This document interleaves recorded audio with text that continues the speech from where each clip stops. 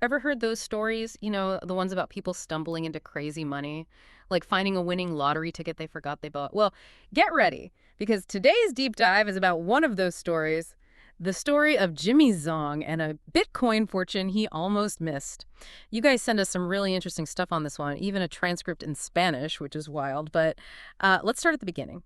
Yeah, what's fascinating about Jimmy's story is how it lines up with the whole Bitcoin timeline. Picture this. It's 2009. Bitcoin is this new, strange thing on the internet, and Jimmy, a bit of an outsider himself, stumbles right into it. Right, we're talking about a guy who practically lived online. Computers were his thing, especially back in those awkward teenage years. He was an immigrant kid on the autism spectrum, so the internet, computers, that was his comfort zone. Almost like it was meant to be, him and Bitcoin right at the start. Totally. He starts mining Bitcoin from his college dorm, which back then was like having a money printer nobody else knew about. Okay, hold up. Mining. For those of us who aren't fluent in crypto, what's that even mean? So imagine solving puzzles, but instead of a crossword, it's your computer doing the work and the prize. Bitcoin. Back in 2009, those puzzles were a piece of cake. So people like Jimmy were racking up thousands of Bitcoins with just their laptops. No way. So easy back then. Oh, yeah. Totally different story now, though. These days, you need serious computing power. Wow, so Jimmy's sitting on this mountain of Bitcoin and then what? He just forgets about it. Yep, pretty much. It's mind-blowing, right? Puts his laptop away, life goes on, Bitcoin becomes a distant memory. Until, of course, the price explodes. Suddenly, those forgotten coins are worth, well, let's just say life-changing money. Man, that's insane. Okay, so did he freak out trying to get those Bitcoins back from that old laptop? He did try, but there's this whole other layer of mystery there. A damaged hard drive, lost passwords, the whole shebang, like a digital treasure hunt with no map. Okay, that's both cool and frustrating. So what's next for Jimmy? Does this Bitcoin roller coaster scare him off, or does it pull him deeper? Let's just say he gets pulled in. Jimmy, now using the very intriguing username MB300 Air 2, which, by the way, is a nod to his dream car, a Mercedes-Benz. Of course, gotta have a dream car. Right. So he dives headfirst into those Bitcoin forums, those online communities. And remember, this is a guy who thrives in online spaces. For him, it wasn't just about the car. It was about belonging, about success. Ah, the allure of a sweet ride and a place to fit in. I get it. But what exactly was he doing in those forums? Just chatting about Bitcoin? Or was there more to it? Well, this is where things get interesting. Remember we talked about those early Bitcoin days being like the Wild West, full of opportunity, but also, let's say, creative ventures. Oh, I like where this is going. What kind of creative are we talking? Jimmy, always the entrepreneur, launches this Bitcoin betting platform called BitPony. Now, this wasn't your average online gambling site. From what we can tell, it was structured a lot like a Ponzi scheme. Okay, so not exactly legal. I'm already seeing some red flags here. Yeah, and to make things even more complicated, this is all happening during what's called a bear market. Basically, the economy throws a tantrum, prices go haywire, and even Bitcoin, which seemed untouchable, takes a hit. And this timing, it's crucial because it coincides with Jimmy's next move, a move that leads him down a much darker path. A darker path. Oh, you definitely have my attention. But I guess we'll have to wait for the next part of this deep dive to uncover those secrets. Stay tuned, folks, because this story is about to take a wild turn.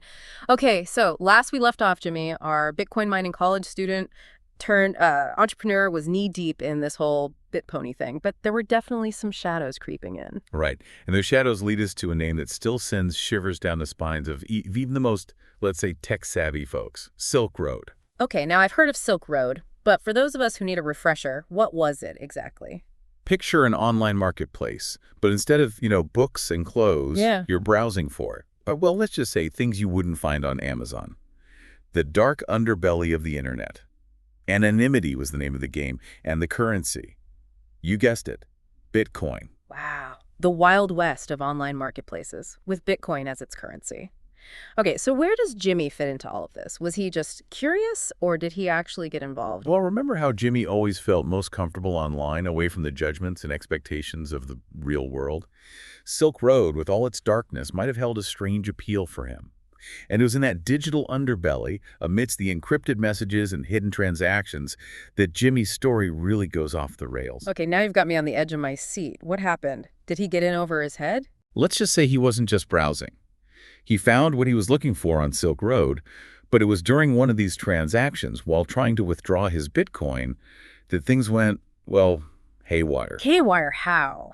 What happened? So picture this. Jimmy's trying to move his Bitcoin out of Silk Road, and he's clicking through the steps, maybe a little too quickly, when bam, he accidentally double clicks. But instead of canceling the transaction, it duplicates it. Suddenly, the amount of Bitcoin he thought he had was doubled. Wait, what? Seriously, he accidentally doubled his Bitcoin. That sounds like something out of a movie. How much are we even talking about here? A life-changing amount. Enough to make anyone's head spin. Now, there's debate about whether it was a genuine mistake or a more calculated move. We only have Jimmy's word to go on, and let's just say downplaying things would be in his best interest. Yeah. Accidental double click sounds a lot better than I might have found a loophole and exploited it. But regardless, he suddenly found himself sitting on a mountain of Bitcoin, right? So what did he do with it? Well, this is where things get interesting. Remember that Mercedes he was dreaming about, the one that inspired his username? Right, the MB300 Sequoia. I'm guessing that dream became a reality. Oh, yeah. And that was just the beginning.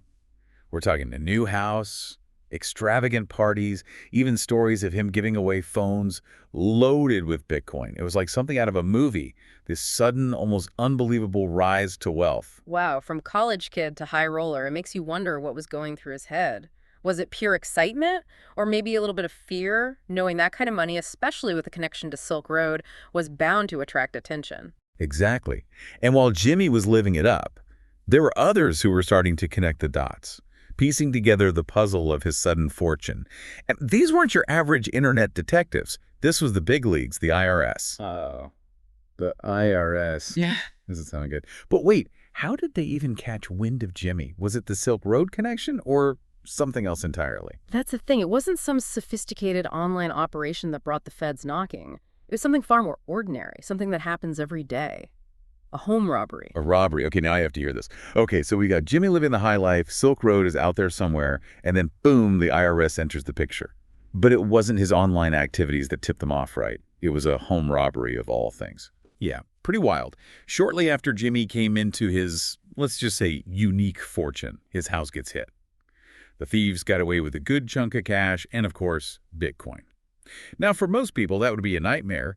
But remember, Jimmy's dealing with a whole different level of wealth here. Right. He's probably thinking, what's a couple of Bitcoins to a guy with a digital vault full of them? But I have a feeling this didn't go the way he planned. Not even close. He reports the robbery, like you do, figures it's all routine. Great. But a copy of that police report, it ends up on the desk of a very specific IRS agent. This is Trevor Mallon, a bit of a rising star, especially when it comes to cybercrime. This guy, he knows the blockchain like the back of his hand. Oh boy, talk about bad luck. So Malin, he sees this report and something just doesn't add up. Exactly.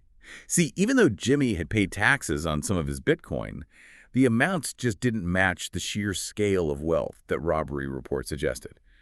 The stolen amount alone was a huge red flag. Mullen knew this wasn't just some lucky investor cashing out. Something much bigger was going on. So he decides to dig deeper, and he brings in a colleague, Sean Magruder, a total whiz when it comes to blockchain analysis. Okay, so now we've got a cybercrime expert and a blockchain guru teaming up. Things are heating up. What did they find that the regular police missed? Well, they get a warrant for Jimmy's internet history, and let me tell you, that painted quite a picture. Traces of his Bitcoin forum activity, his little trips to Silk Road, even remnants from the BitPony days. It was all right there. Wow, talk about a digital trail. But how do you go from internet history to actual Bitcoin? It's not like they could just track credit card charges. You're right, it's a whole different ballgame. But remember how Jimmy was so quick to invite the police in after the robbery? Well, he does the same thing with the IRS agents, completely clueless that this is no longer about a simple break-in. Oh, no. He basically invited them right into his, what do we call it, his Bitcoin lair? Pretty much. So picture this. Jimmy's feeling a bit too confident, giving them the grand tour, even showing off his computer setup. And right there, sitting on his desk, is the key to everything. His hardware wallet. Okay, hardware wallet. For the uninitiated like myself, what is that exactly? So most people think of a Bitcoin wallet like an app on your phone, right?